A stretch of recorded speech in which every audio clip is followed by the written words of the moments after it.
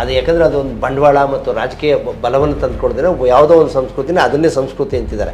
ಅದು ಬಹಳ ಹುಸಿಯಾಗಿರುತ್ತೆ. ಹಾಗೆ ಯಾವ ದೇಶದಲ್ಲೂ ಯಾರಿಗೂ ಒಂದು ಸಂಸ್ಕೃತಿ ಇಲ್ಲ. ಯಾವುದನ್ನು OBC ಜಾತಿಗಳಂತ ಕರಿತೀವೋ, ನಾನ್ ಬ್ರಾಹ್ಮಣ ಜಾತಿಗಳಂತ ಕರಿತೀವೋ, ಅವು ನೀಟಾಗಿ ವೇದಿಕ ಬ್ರಾಹ್ಮಣಿಕಲ್ ವ್ಯಾಲ್ಯೂಸ್ ಜೊತೆ ಅಲೈನ್ ಆಗೋಗ್ಬಿಟ್ಟಿದೆ.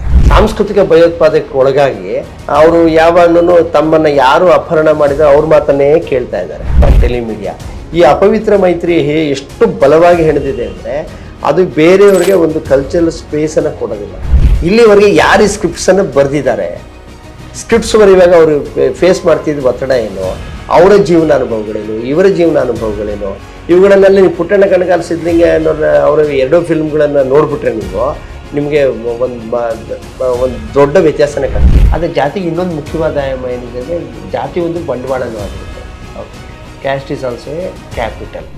ಇತ್ತೀಚಿನ ದಿನಗಳಲ್ಲಿ ಒಂದು ಸಿನಿಮಾ ಈ ರೀತಿ ಸಾಮಾಜಿಕ ಸಂದೇಶವುಳ್ಳಂಥ ಸಿನಿಮಾ ಅಥವಾ ಈ ಸಮಾಜದಲ್ಲಿ ನಿಜವಾಗ್ಲೂ ಯಾರು ಅತಿ ಕೆಳಗಡೆ ದೌರ್ಜನ್ಯವನ್ನ ಮತ್ತೆ ದಮನಕಾರಿ ಒಂದು ಇದಕ್ಕೆ ಒಳಗಾಗಿರ್ತಾರೋ ಅಂತಹ ಒಂದು ಕ್ಯಾರೆಕ್ಟರ್ನ ಸಿನಿಮಾ ಪರದೆ ಮೇಲೆ ತಂದು ಅದು ಸಮಾಜದ ತುಂಬಾ ದೊಡ್ಡ ಮುಖ್ಯ ಸಮಸ್ಯೆ ಅಂತ ಹೇಳಿ ತೋರ್ಸಕ್ ಹೊರಡುವಾಗ ಇನ್ನೊಂದು ವರ್ಗ ಯಾಕೆ ಈ ಒಂದು ಇಂಥ ಸಮಸ್ಯೆಗಳು ತರುವಂತಹ ಸಿನಿಮಾಗಳನ್ನ ಒಂದು ಲೇಬಲ್ ಮಾಡಿಬಿಡ್ತಾರೆ, ಇದು ಇಂಥ ಜಾತಿ ಸಿನಿಮಾ ಅಥವಾ ಇದು ಇಂಥ ಜಾತಿಗೆ ಕಟ್ ಹಾಕ್ಲಾಗುತ್ತೆ. ಏನಕ್ಕೆ ಈ ಮನಸ್ಥಿತಿಗಳು ಸಮಾಜದಲ್ಲಿ ಯಾಕೆ ಒಬ್ಬ ಪ್ರೇಕ್ಷಕನಾಗಿ ಈ ಸಿನಿಮಾದಲ್ಲಿ ಈ ಸಮಾಜದಲ್ಲಿ ಇರುವಂತ ಯಾವುದೋ ಒಂದು, ಈಗ ಕಾಟೇರನ್ನೇ ಉದಾಹರಣೆಯಾಗಿ ತಗೊಂಡ್ರೆ ಕಾಟೇರದಲ್ಲಿ ಒಂದು ಕುಲುಮೆಯಲ್ಲಿ ಕೆಲಸ ಮಾಡುವಂತ ಒಂದು ಸಣ್ಣ ಜಾತಿಯಲ್ಲಿ ಇರುವಂತ ವ್ಯಕ್ತಿ ಒಂದು ಕೇಂದ್ರ ಬಿಂದುವಾಗಿ ಇಟ್ಕೊಂಡು ಮಾಡಿರುವಂತ ಸಿನಿಮಾ. ಲ್ಯಾಂಡ್ ಲಾರ್ಡ್ ಅಲ್ಲಿ ಅದರಲ್ಲಿ ಆ ಸಿನಿಮಾದಲ್ಲಿ ಆ ವ್ಯಕ್ತಿಯ ಪ್ರಧಾನ ಪಾತ್ರವನ್ನು ಮಾಡಿ ದುನಿಯಾ ವಿಜಯನ್ ನಟನೆ ಮಾಡಿದ್ದಾರೆ. ಆ ಪಾತ್ರದ ಜಾತಿಯನ್ನೇ ಹೇಳಿಲ್ಲ, ಆದ್ರೂ ಭೂಮಿ ಇಲ್ಲದೆ ಇರುವಂತಹ ಒಂದು ಭೂಮಿಯ ಹಕ್ಕನ್ನು ಪಡೆದುಕೊಳ್ಳಕ್ಕೂ ಆಗದಿರುವಂತ ಒಂದು ಅವಕಾಶದಿಂದ ವಂಚಿತವಾಗಿದ್ದ ಒಂದು ಸಮುದಾಯ ಅಂತ ಹೇಳಲಾಗಿದೆ. ಸೊ ಈ ತರ ಸಿನಿಮಾ ಬಂದ ತಕ್ಷಣ ಯಾಕೆ ಲೇಬಲ್ ಮಾಡಲಾಗುತ್ತೆ ಈ ಸಮಾಜದಲ್ಲಿ? ಯಾಕೆ ಇವರು ಇಂಥದ್ದೇ ಸಿನಿಮಾ, ಇದು ದಲಿತರ ಸಿನಿಮಾ ಅಥವಾ ಶೂದ್ರ ಸಿನಿಮಾ, ಇದು ಶೋಷಿತರ ಸಿನಿಮಾ ಅಂತ ಹೇಳಿ ಯಾಕೆ ಲೇಬಲ್? ಆ ಮನಸ್ಥಿತಿ ಹೆಂಗೆ, ಅದ್ರ ಬಗ್ಗೆ ಏನ್ ಹೇಳ್ತಾರೆ ಪುನೀತ್? ಇದು ತುಂಬಾ ಒಳ್ಳೆ ಪ್ರಶ್ನೆ ಕೇಳಿದ್ರೆ. This is a crux of the issue.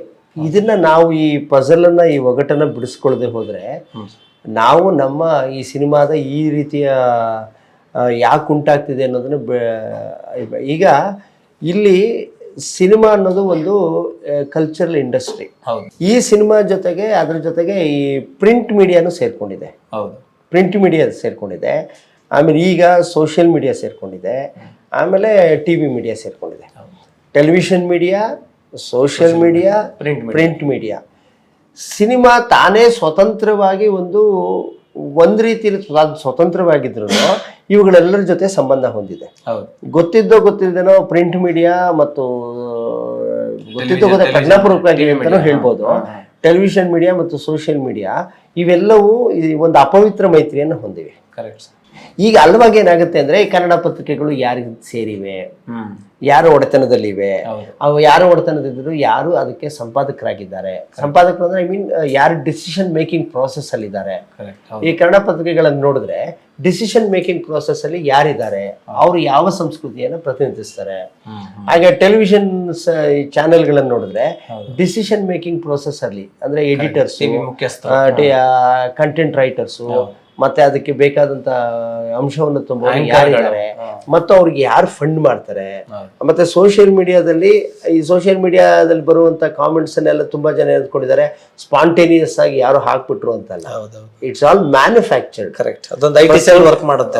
ಪ್ರತಿಯೊಂದು ಸೋಷಿಯಲ್ ಮೀಡಿಯಾದಲ್ಲಿ ಬರುವಂತ ಪ್ರತಿಯೊಂದು ಕಾಮೆಂಟ್ಗೂ ವರ್ಕ್ ಮಾಡುವಂತ IT ಸೆಲ್ಗಳೇ ಇದಾವೆ. IT ಸೆಲ್ಗಳು ಎಷ್ಟು ಡೆಲಿಬ್ರೇಟ್ ಆಗಿರುತ್ತೆ ಅಂದ್ರೆ, ಈಗ ನೀವು ದೆಹಲಿ ಅಂದ್ರೆ ರಾಜಕೀಯ ಪಕ್ಷ ಒಂದು 4,000 ಜನ ಕೆಲಸ ಮಾಡ್ತಾರೆ. ಆಮೇಲೆ ಅವ್ರದ್ದು ವ್ಯಾಪಕವಾಗಿ ಜಾಲ ಸಂಘಟನೆ ಇರುತ್ತೆ.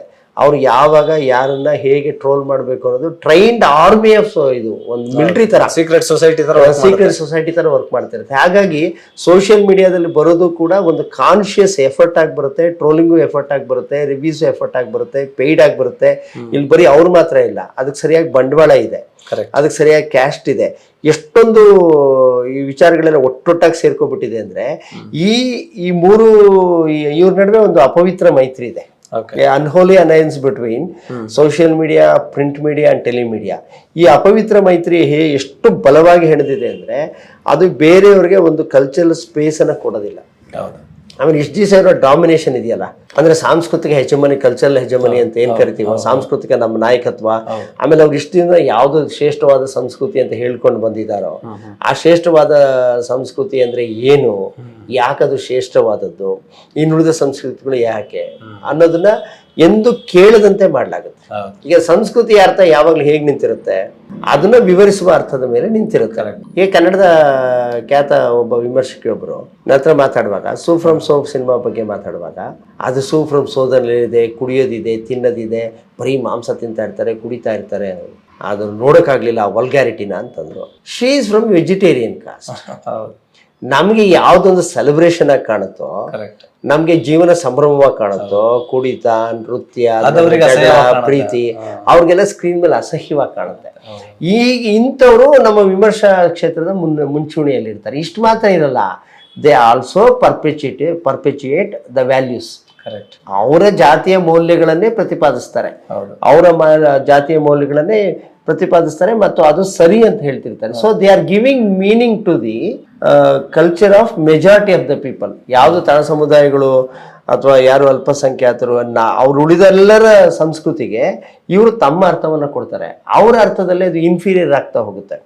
ಇದು ರೀಸೈಕ್ಲಿಂಗ್ ಆಫ್ ಇನ್ಫೀರಿಯಾರಿಟಿ. ಇದು ಒಂದ್ ದಿವಸದ್ದಾಗಿಲ್ಲ. ಇದು since the beginning of Kannada film industry since the beginning of Indian film industry, this is happening again and again. ಅಂದ್ರೆ recycling of the taste and presenting some taste as superior. ಯಾವುದೋ ಒಂದು ಅಭಿರುಚಿಯನ್ನು ಶ್ರೇಷ್ಠ ಅಂತ ಹೇಳೋದು, ಮತ್ತೆ ಅದನ್ನೇ ಪುನರುತ್ಪಾದಿಸ್ತಾ ಹೋಗೋದು. ಕೊನೆಗೆ ಅದು ಒಂದು ಅಂತಿಮವಾಗಿ ಹೆಂಗಾಗುತ್ತೆ ಅಂದ್ರೆ ಅದು ಒಂದು ಘನವಾದ ಅಭಿಪ್ರಾಯ ರೂಪುಕೊಂಡ್ಬಿಡುತ್ತೆ. ಹೌದು, ಇದು ಶ್ರೇಷ್ಠವಾದ ಸಂಸ್ಕೃತಿ, ಇದು ಅಂತ ಶ್ರೇಷ್ಠವಾದ ಸಂಸ್ಕೃತಿ ಅಲ್ಲ. ಹಾಗೇನೆ ತಳ ಸಮುದಾಯಗಳನ್ನ ಎಂದೂ ತೋರಿಸೋದಕ್ಕೆ ಪ್ರಯತ್ನಿಸಲ್ಲ. ನೀವು ಅವಾಗಲೇ ಇನ್ನೊಂದು ಪ್ರಶ್ನೆ ಕೇಳಿದ್ರೆ, ಉದಾಹರಣೆಗೆ ಈಗ ತಗೊಳ್ಳ, ಇತ್ತೀಚೆಗೆ ಇದರಿಂದ ಕೊಳಚೆ ಪ್ರದೇಶಗಳು ಎಂದು ಸ್ಲಮ್ ಎಂದು ಕರೆಯಲಾಗುವ, ಅದನ್ನ ನಾನು ಕರೆಯಲ್ಲ, ಮೂಲಭೂತ ಸೌಲಭ್ಯಗಳ ಕೊರತೆ ಇರುವ ಪ್ರದೇಶಗಳು ಅಂತ ಕರಿತೀನಿ. ಸೋಷಿಯಾಲಜಿಸ್ಟ್ ಆಗಿ ವಂಚಿತವಾಗಿರೋ ಪ್ರದೇಶಗಳು ಅಂತ ಕರಿತೀನಿ. ಸೋಷಿಯಾಲಜಿಸ್ಟ್ ಆಗಿ ಅಷ್ಟು ಡಿರೋಗೇಟರಿ ಆಗಿ ಸ್ಲಮ್ ಅಂತ ಕರೆಯೋಕ್ಕಾಗಲ್ಲ. ಯಾಕಂದ್ರೆ ಒಬ್ಬ ಸೋಷಿಯಾಲಜಿಸ್ಟ್ ಅದು ಸೋಷಿಯಲ್ ಸೈಂಟಿಸ್ಟ್ ಏನು ಹೇಳಿದ್ರು ಅಂದರೆ, ನಾನು ಹುಟ್ಟಿ ಬೆಳೆದು ಆಡಿದ, ನಾನು ವಾಸ ಮಾಡಿದ, ನನ್ನ ತಂದೆ ತಾಯಿರು ಬೆಳೆದ ಸುಂದರವಾದ ಮನೆಯಾದ ಆ ಪ್ರದೇಶಗಳನ್ನೆಲ್ಲ ಏಕಾಏಕಿ ಒಂದು ದಿನ ಯಾರೋ ಸ್ಲಮ್ ಎಂದು ಕರೆದು ಅದಕ್ಕೆ ಅವಮಾನ ಮಾಡ್ತಾರೆ ಅಂತ. ಈಗ ಆ ಮಾತಿನಲ್ಲೂ ಒಂದು ಅರ್ಥ ಇದೆ. ಈಗ ಇವರೆಲ್ಲ ಮುನ್ನೆಲೆಗೆ ಬರ್ತಿದ್ದಾರೆ, ಪಾತ್ರಗಳು ಸ್ಲಮ್ ಮುನ್ನೆಲೆ ಬರ್ತಿದ್ದಾರೆ. ಅದು ಸ್ಲಮ್ ಅಲ್ಲಿ ಒಂದು ಮ್ಯಾಸ್ಕ್ಯುಲೈನ್ ಕಲ್ಚರ್ ಇರೋದ್ರಿಂದ ಒಂದು ಗಂಡಾಳಿಕೆ ಸಂಸ್ಕೃತಿ ಇದೆ, ಎಲ್ಲ ಕಡೆನೂ ಇದೆ ಗಂಡಾಳಿಕೆ ಸಂಸ್ಕೃತಿ. ಅಲ್ಲಿ ದೈಹಿಕವಾಗಿ ಎದ್ದು ಕಾಣುತ್ತೆ. ಈಗ ಬೇರೆ ಕಡೆ ಎಲ್ಲ ಗಂಡಾಳಿಕೆ ಸಂಸ್ಕೃತಿ ಇದೆ, ಅದು ಮಾನಸಿಕವಾಗಿ ಬೌದ್ಧಿಕವಾಗಿ ಅದು ಹಿಂಸೆಯ ತುಂಬಾ ಸೂಕ್ಷ್ಮ ರೂಪಗಳನ್ನು ಪಡೆದು ಹೊರಗಡೆ ಕಾಣದಂತೆ ಮುಚ್ಚಿ ಹೋಗಿದೆ. ಆದ್ರೆ ಇಲ್ಲಿ ಬರುವಂತಹ ಇದು ಎದ್ದು ಕಾಣುತ್ತೆ, ಅದು ದೈಹಿಕವಾಗಿ ಮ್ಯಾಸ್ಕ್ಯುಲಿನಿಟಿ ಕಲ್ಚರ್ ಎದ್ದು ಕಾಣುತ್ತೆ. ಅದು ಒಂದು ವೈಬ್ರೇಷನ್. ಸಿನಿಮಾ ಮೇಲೆ ವಿಜುವಲ್ಸ್ ಅಲ್ಲಿ ಚೆನ್ನಾಗಿ ಬರುತ್ತೆ ಅನ್ನೋದು ಕಾರಣಕ್ಕೂ ತರ್ತಾರೆ ಅದನ್ನ, ಅದು ತರಲೇಬೇಕು ಅಂತ ಏನಿಲ್ಲ. ಈಗ ಆ ಪಾತ್ರಗಳೆಲ್ಲ, ಆ ಪಾತ್ರಗಳು, ಅವರ ಜೀವನ ವಿಧಾನ, ಅವರ ಬದುಕಿನ ಕ್ರಮ, ಆ ಹಿಂದಿನಲ್ಲೂ ಆ ಥರದ ಅನೇಕ ಸಿನಿಮಾಗಳು ಬಂತು. ಅವರ ಬದುಕಿನ ಕ್ರಮ ಈ ಕರ್ನಾಟಕದಲ್ಲಿ ಕನ್ನಡ ಸಿನಿಮಾಗಳಲ್ಲಿ ಈಗ ದುನಿಯಾ ಬಂದಾಗ್ಲೂ ಅದೊಂಥರ ವೈಬ್ರೆಂಟ್ ಇದನ್ನ ಶುರು ಮಾಡ್ತು. ಯಾಕಂದ್ರೆ ಏಕಕಾಲದಲ್ಲಿ 2 ಮೂವೀಸ್ ಬಂತು, ಅದೊಂದು ಕಾಂಟ್ರಡಿಕ್ಷನ್ ಇತ್ತು ಅವಾಗ. ಒಂದು ಕಡೆ ಮುಂಗಾರು ಮಳೆ, ಒಂದು ಮೇಲು ಮಧ್ಯಮ ವರ್ಗದ ಒಂದು ಪ್ರೇಮವನ್ನೇ ಪ್ರಧಾನವಾಗಿ ಇಟ್ಟುಕೊಂಡಂತ, ಇದು ಬಡವರು ಸಂಪೂರ್ಣವಾಗಿ ವಂಚಿತ ಮೂಲಭೂತ ಸೌಲಭ್ಯ ಪ್ರದೇಶದಿಂದ ಬಂದಂತ, ಗ್ರಾಮೀಣ ಪ್ರದೇಶದಿಂದ ಬಂದ ಅನಾಥವಾದ ಪ್ರೇಮಿಗಳಿಬ್ಬರಲ್ಲಿ, ಇವರಿಬ್ಬರ ದುರಂತ ಇಲ್ಲಿ ಬರೀ ವ್ಯಕ್ತಿಗಳ ಸುತ್ತಾನೆ ಸುತ್ತುತ್ತೆ ಮುಂಗಾರು ಮಳೆಯಲ್ಲಿ. ಇದು ಎಷ್ಟೊಂದು ಕಾಂಪ್ಲೆಕ್ಸ್ ಫ್ಯಾಕ್ಟರ್ಸ್ ಇದೆ, ಎಷ್ಟು ಸಂಕೀರ್ಣವಾಗಿದೆ ಅಂದ್ರೆ ನಾವು ಟೆಕ್ಸ್ಟ್ ಆಗಿ ಇಟ್ಕೊಂಡು ನೋಡ್ಬೇಕಾಗುತ್ತೆ.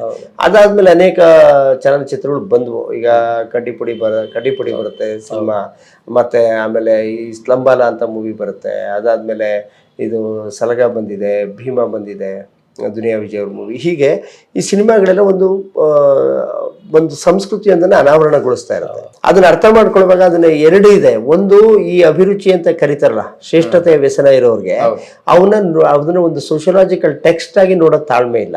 For me movie is A movie, text is a text. ನನಗೆ ಒಂದು ಮೀಡಿಯಾ ಅದಷ್ಟೇ, ನನಗೆ ಅದೊಂದು ಟೆಕ್ಸ್ಟ್. ಆ ಟೆಕ್ಸ್ಟ್ ಅಲ್ಲಿ ನಾನು ಬೇಕಾದನ್ನ ನಾನು ಓದ್ತೀನಿ.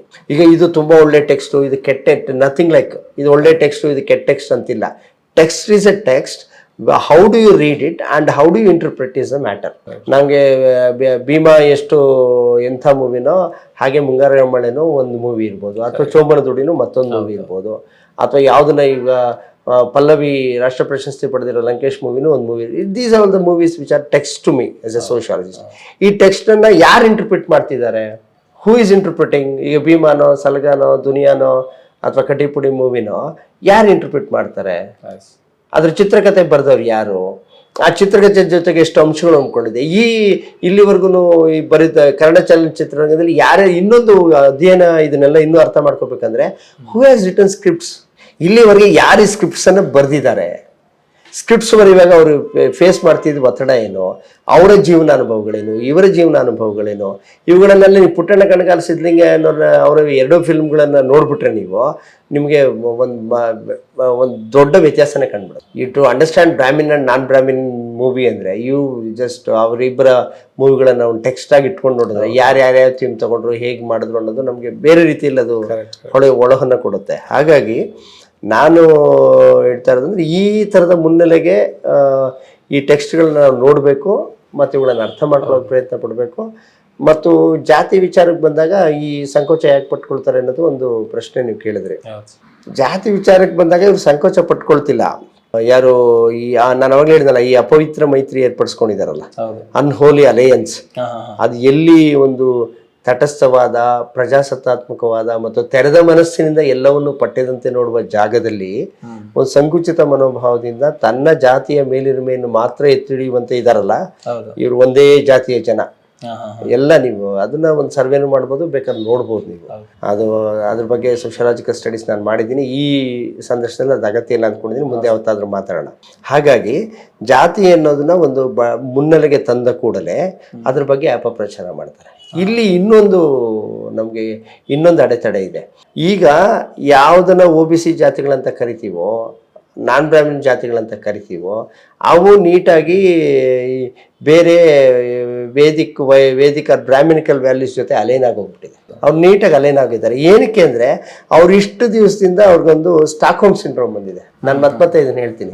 ಸ್ಟಾಕ್ಹೋಮ್ ಸಿಂಡ್ರೋಮ್ ಅಂದರೆ ಒಂದು ಕಲ್ಚರಲ್ ಟೆರರಿಸಮ್ಗೆ ಒಳಗಾಗಿದ್ದಾರೆ, ಸಾಂಸ್ಕೃತಿಕ ಭಯೋತ್ಪಾದಕ್ಕೆ ಒಳಗಾಗಿ. ಅವರು ಯಾವಾಗ್ಲೂ ತಮ್ಮನ್ನ ಯಾರು ಅಪಹರಣ ಮಾಡಿದ್ರೆ ಅವ್ರ ಮಾತನ್ನೇ ಕೇಳ್ತಾ ಇದ್ದಾರೆ. ಇವರು ಅವ್ರ ಜೊತೆ ಅಪಹರಣಕಾರರ ಜೊತೆ ಒಂದಾಗಿರೋದ್ರಿಂದ ಇನ್ನೂ ತುಂಬಾ ಕೆಳಗಡೆ ಇರುವಂತಹ ಜಾತಿಗಳು, ಅಸ್ಪೃಶ್ಯ ಸಂಪನ್ಮೂಲಗಳನ್ನ ಇಲ್ಲದೆ ಇರುವಂತಹ ಜಾತಿಗಳು ಸಂಪನ್ಮೂಲಗಳನ್ನ ಸಂಪೂರ್ಣ ಕಟ್ ಮಾಡಿಬಿಟ್ಟಿದ್ದಾರೆ. Caste is nothing but cutting of the resources. ಸಂಪನ್ಮೂಲಗಳನ್ನ ಸಂಪೂರ್ಣವಾಗಿ ತುಂಡರಿಸುವುದು, ಸಂಪನ್ಮೂಲಗಳನ್ನು ಕಿತ್ತುಕೊಳ್ಳುವುದು, ಮೂಲಭೂತ ಸೌಲಭ್ಯಗಳನ್ನು ಕಿತ್ಕೊಳ್ಳೋದು, ಜೀವನದ ಹಕ್ಕುಗಳನ್ನು ಕಿತ್ಕೊಳ್ಳೋದು. ಈಗ ನೀವು ಒಂದು ಸಾರಿ ಅದು ಮುನ್ನೆಲೆಗೆ ಬಂತು ಅಂತ ಇಟ್ಕೊಳ್ಳಿ, ಅದನ್ನು ನೀವು ಪ್ರಚಾರಕ್ಕೆ ತಂದ್ರಿ ಅಂತ ಇಟ್ಕೊಳ್ಳಿ, ಅದಷ್ಟಕ್ಕೆ ನಿಲ್ಲಲ್ಲ. ಅದು ನೀವು ಸಂಪನ್ಮೂಲದಲ್ಲೂ ಪಾಲ್ಕೊಡ್ಬೇಕಾಗತ್ತೆ. It goes on and on ಅಂದರೆ ಅದು ವಿಸ್ತರಿಸ್ತಾ ಹೋಗ್ಬಿಡುತ್ತೆ. ನೀವು ಸಂಪನ್ಮೂಲದಲ್ಲಿ ಹಕ್ಕು ಕೊಡಬೇಕಾಗತ್ತೆ, ನಿಮ್ಮ ಸಾಮಾಜಿಕ ಅವಕಾಶಗಳಲ್ಲಿ ಹಕ್ಕು ಕೊಡಬೇಕಾಗತ್ತೆ, ನಿಮ್ಮ ಮೀಡಿಯಾದಲ್ಲಿ ಹಕ್ಕು ಕೊಡಬೇಕಾಗತ್ತೆ. ಮತ್ತು ಅದ್ರ ಜೊತೆಗೆ ಹೊಸ ಒಂದು ಕಾನ್ಷಿಯಸ್ನೆಸ್ ಬಂದರೆ ಆ ಕಾನ್ಷಿಯಸ್ನೆಸ್ ಜೊತೆ ಹೋರಾಡೋಂಥ ಇವ್ರು, ಯಾಕಂದರೆ ಯಾವುದೋ ಒಂದು ಕಾನ್ಷಿಯಸ್ನೆಸ್ ಇಟ್ಕೊಂಡಿದ್ದಾರೆ. ಈ ಕಾನ್ಷಿಯಸ್ನೆಸ್ಸು ಭದ್ರ ಒಂದು ಹುಸಿ ಕೋಟೆ ಥರ ಇರುತ್ತೆ. ಇವರು ಅಪವಿತ್ರ ಮೈತ್ರಿಯಿಂದ ಇರುವಂತಹ ಈ ಪ್ರಬಲ ಜಾತಿಗಳು ಮತ್ತು ಬ್ರಾಹ್ಮಿನಿಕಲ್ ವ್ಯಾಲ್ಯೂಸ್ ಇರುವಂಥ ಈ ಕಾನ್ಷಿಯಸ್ನೆಸ್, ಆ ಪ್ರಜ್ಞೆನೇ ಬಹಳ ತೆಳುವಾಗಿದೆ. ಅದಕ್ಕೆ ಆಳವಾದ ಒಂದು ರೂಟ್ಸ್ ಇಲ್ಲ. ಅದು ಯಾವಾಗ ಬೇಕಾದರೂ ಕುಸಿದು ಬಿದ್ದು ಹೋಗೋ ಒಂದು ಇಸ್ಪೀಟಿನ ಒಂದು ಗೋಪುರದಂತಿದೆ. ಹಾಗಾಗಿ ಇಲ್ಲಿ ಈ ಹೊಸ ಕಾನ್ಷಿಯಸ್ನೆಸ್ ಒಂದು ಬಂದರೆ ಅವ್ರಿಗೆ ಅದು ವಾರ್ ಥರ ಫೀಲ್ ಆಗುತ್ತೆ. They are threatened by the existence of lower caste or representation of untouch especially. ಹಾಗಾಗಿನೇ ಅವ್ರಿಗೆ ಅದನ್ನು ದ ಮೊಮೆಂಟ್ ಆ ಸ್ಕ್ರೀನ್ ಮೇಲೆ ಅದು ತಡ್ಕೊಳಕ್ಕೆ ಬರಲ್ಲ. ಒಂದು ರ್ಯಾಪ್ ಮ್ಯೂಸಿಕ್ ತಡ್ಕೊಳಕ್ಕೆ ಬರಲ್ಲ, ಒಂದು ಲೌಡ್ ವಾಯ್ಸ್ ತಡ್ಕೊಳಕ್ಕೆ ಬರಲ್ಲ. ಈಗ ನಮ್ಮ ಜನಸಾಮಾನ್ಯರ ಬದುಕೆಲ್ಲ ಇನ್ನೆಂಗಿರುತ್ತೆ, they live amid chaos, loud voice, ಒಂದು ಜಾತ್ರೆ, ಒಂದು ದೇವಸ್ಥಾನ ಅಥವಾ ಎಲ್ಲೋ ಒಂದು ಕುಣಿತ, ಒಂದು ಮೌನ ಅನ್ನೋದು ಅಥವಾ ಇದು ಒಂದು ಮೌನ is very luxury. Silence is also luxury for our people. ಮೌನವಾಗಿರೋದು, ನನಗೆ ಬೇಕಾದ ಧ್ಯಾನ, ಈ ಥರದ ಪದಗಳೆಲ್ಲ ಇದಾವಲ್ಲ, ದೀಸ್ ಆರ್ ದ ಕನ್ಸ್ಟ್ರಕ್ಟ್ಸು. ನಮ್ಮ ಸಾಮಾನ್ಯ ಜನರಿಗೆ ಇರಲ್ಲ. If you bring in those kinds of ಅದರ ಎಲ್ಲ ಜೀವಂತ ಇದ್ರೊಡನೆ ತಂದರೆ ಇವ್ರಿಗೆ ಥ್ರೆಟ್ ಆಗುತ್ತೆ. ಅಂದರೆ ಇವ್ರ ಎಕ್ಸಿಸ್ಟೆನ್ಸ್ಗೆ ಅದು ಇಷ್ಟು ಮಾತ್ರ ಅಲ್ಲ, ಅವರ ರಿಸೋರ್ಸಿಗೆ ಮಾತ್ರ ಥ್ರೆಟ್ ಆಗಲ್ಲ. ಇವ್ರ ಲಕ್ಸುರಿ ಲಿವಿಂಗನ್ನು ಅದು ಅಣಗಿಸ್ತಾ ಇರುತ್ತೆ ಯಾವಾಗಲೂ. ಇವರ ಬದುಕು, ಇವರ ಇದು ಮತ್ತೆ ಇವ್ರು ಅಂದ್ಕೊಂಡಿರೋ ಕಲ್ಪನೆಗಳಿದಾವಲ್ಲ, ಯಾವ್ದು ಸುಖ ಅನ್ನೋ ಕಲ್ಪನೆ ಅಥವಾ ಸಂಭ್ರಮ ಅನ್ನೋ ಕಲ್ಪನೆ ಅಥವಾ ಇನ್ನೇನೋ ಕಲ್ಪನೆಗಳನ್ನು ಅದು ಮತ್ತೆ ಉಡಾಯಿಸ್ತಾ ಇರುತ್ತೆ. ಅದನ್ನು ದಕ್ಕಿಸ್ಕೊಳ್ಳೋಕ್ಕೆ ಶಕ್ತಿ ಇರಲ್ಲ ಇವ್ರಿಗೆ. ಮತ್ತು ಅದೊಂದು ದಕ್ಕಿಸ್ಕೊಳ್ಳೋಕೆ ಶಕ್ತಿ ಇಲ್ಲದೆ ಇರೋದಕ್ಕೆ ಅದನ್ನು ಚೆನ್ನಾಗಿಲ್ಲ ಅಂತ ಹೇಳ್ಬಿಡ್ತಾರೆ. ಅದು ಯಾಕೆ ಚೆನ್ನಾಗಿಲ್ಲ ಅಂತ ನಾನು ವಿವರಿಸಿದ್ದು ನೋಡಿಲ್ಲ. ಆ್ಯಂಡ್ ದೇ ಗಿವ್ ಆಲ್ವೇಸ್ ಅದನ್ನು ಚಿತ್ರಕಥೆಗೆ ಇದು ಮಾಡಿ ಡಿಸ್ಕಸ್ ಮಾಡ್ತಿರ್ತಾರೆ. And cinema has so many departments. Cinema ಅಂದರೆ ಅದು ಒಂದು 60-70 ಡಿಪಾರ್ಟ್ಮೆಂಟ್ ಕೆಲಸ ಮಾಡಿರುತ್ತೆ. ಒಂದು ಸಿನಿಮಾ ಮಾಡ್ಬೇಕಾದ್ರೆ ಒಂದು ಮನೆ ಕಟ್ಟ ಹೆಂಗಿರುತ್ತೋ 400-500 ಪೀಪಲ್ ಈಸಿಲಿ ವರ್ಕ್. ನೀವೆಂಥ ಆರ್ಡಿನರಿ ಮೂವಿ ಅಂದರೂ 100 people will work directly or indirectly. ಹಾಗಾಗಿ ಇದನ್ನು ಜಾತಿ ಅನ್ನೋದನ್ನು ಒಂದು ಅವರು ಮುನ್ನೆಲೆಗೆ ತರೋದಕ್ಕೆ ಬಯಸ್ತಿಲ್ಲ. ಅಕಸ್ಮಾತ್ ಅಪರೂಪಕ್ಕೆ ಯಾರಾದರೂ ಬಂದರೆ ಆವಾಗ ಅದನ್ನು ಹೀಗಳೆಯೋದು ಅಥವಾ ಟ್ರೋಲ್ ಮಾಡೋದು, ಅಥವಾ ಇನ್ನೊಂದು ಏನಂದರೆ ನಮ್ಮ ಇವ್ರದ್ದು ಇನ್ನೊಂದು ತಂತ್ರ ಅಂದರೆ ಮೌನವಾಗಿ ಇದ್ಬಿಡೋದು.